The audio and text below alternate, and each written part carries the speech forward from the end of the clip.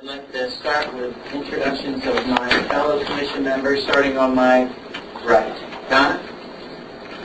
Good afternoon. I'm Donna Cypress, Neighborhood Association Representative. Michael Murphy, architect in Baltimore City. Buzz Cusack, Baltimore City Historical Society. David Gleason with Baltimore Heritage Inc. Kathleen Kiefaber, Executive Director. Donald Can, Baltimore architect. Bob Embry, Creative Baltimore Committee. Baltimore Heritage Society. Great. Thank you. And our authorities under Article 6 of the Baltimore City Code, I want to welcome the members of the public that are here today. There were sign-in sheets at the desk. We have 3 agenda items today, and we intend to take them in the order that they were published.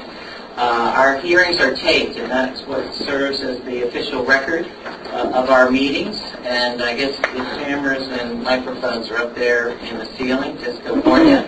And Kathleen also takes notes or minutes. Welcome. Of the meeting too. So our format will be for each agenda item. We will start with a staff presentation, followed by the applicant, and then we'll take testimony from the community or any other individuals that are here on those topics. And the Senator Theater at 5904 York Road, plan to designate interior to the Baltimore City Public Interior Landmark List and to the Public Interior Special List. Eddie Leon is the staff presenter, and the Senator Limited Partnership, the owner. Mr. Lee.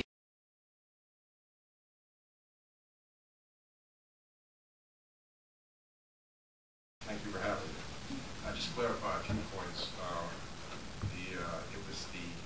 It was a mantle in the ladies' lounge that is called the men's mantle is intact.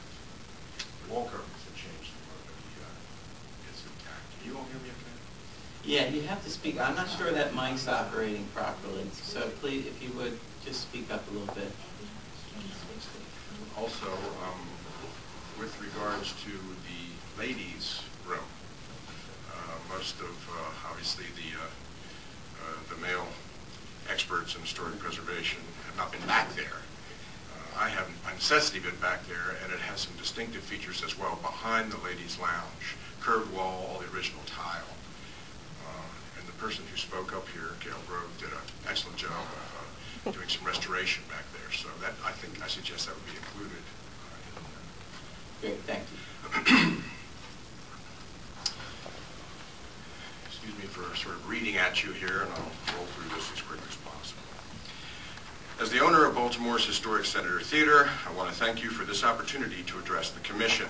I also want to begin by thanking CHAP for taking the initiative in 2007 to officially acknowledge what has been known for many years. The Senator Theater is a renowned national treasure and a source of civic pride, promotion, and economic development in its starring role as a beloved Baltimore City landmark. This year marks my family's 100th anniversary of owning and operating theaters and exhibiting motion pictures to the citizens of Baltimore. My grandfather, film exhibition pioneer Frank H. Durkee Sr., commissioned the Senator to be designed and built, and it opened to the public in 1939, the golden year of Hollywood's golden age. Since 1909, our family has built, owned, and operated over 50 unique neighborhood movie houses in Baltimore, when our city boasted over 175 single-screen motion picture theaters. In our not-too-distant past, Baltimore was known as a city of theaters, and the vast majority of them were located in the heart of our communities, like the Senator, anchoring commercial business districts and the residential neighborhoods that surrounded them throughout the city. As a lifelong preservationist and the Senator's independent owner for over 20 years, I'm committed to its enhancement, preservation, and protection, and I'm aligned with the goals that Baltimore City Landmark designation is intended to achieve. In May of 2007, when I last addressed the Commission, a foreclosure auction of the Senator Theater had just been narrowly averted as a result of over 3,500 individual financial contributions from Marylanders and also from around the nation and Europe. In that 2007 hearing, I expressed appreciation for the CHAP landmark designation in principle, but also voiced my concern over procedural violations in the process and some unintended negative consequences regarding CHAP's 2007 Baltimore City Landmark Special List designation. Of particular concern then and now were the special list aspects of the CHAP action that singled out my building for unprecedented controls and the problematic pre-auction timing of the CHAP action that was, in my view, highly inappropriate, as it served to undermine its private sector status at a pivotal point in its history in a manner that served to quell private sector interest in bidding on the theater at auction.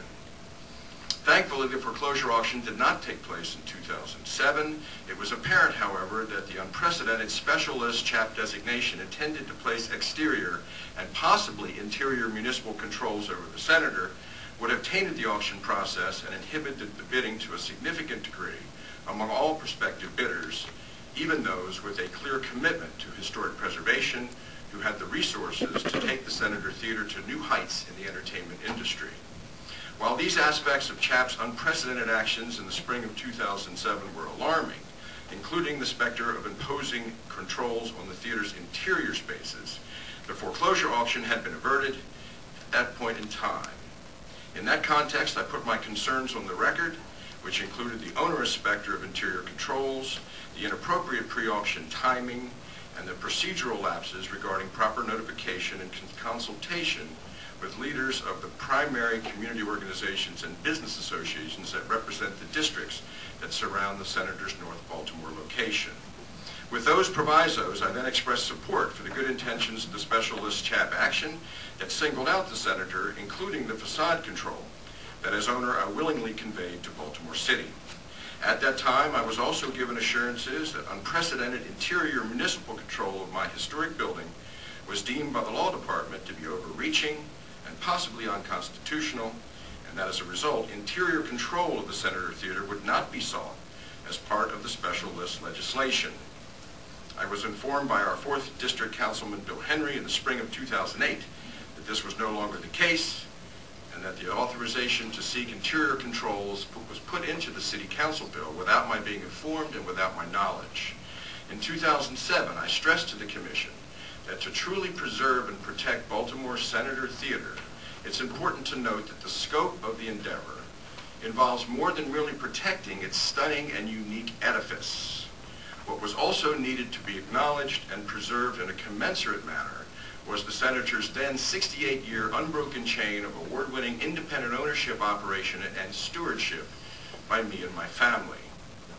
While Baltimore City Historic Landmark designation helps to ensure that the bricks and mortar of the theater building itself will be protected and preserved for the future, I'm appreciative that the Commission responded to my observations by initiating a specific action, I should say, in support of my family's ongoing efforts to maintain the Senator Theater and its illustrious legacy as an independent family-run enterprise.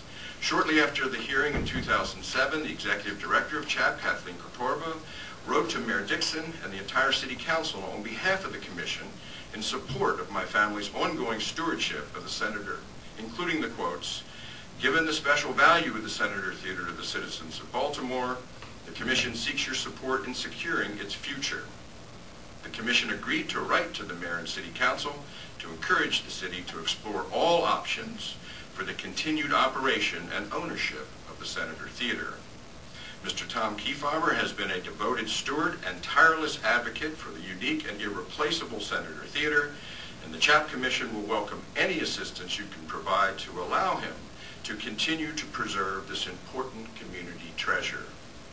As Ms. Kiefaber's letter also indicated, the Senator Theater is an extraordinary municipal asset and cultural resource for Baltimore City and for the surrounding region.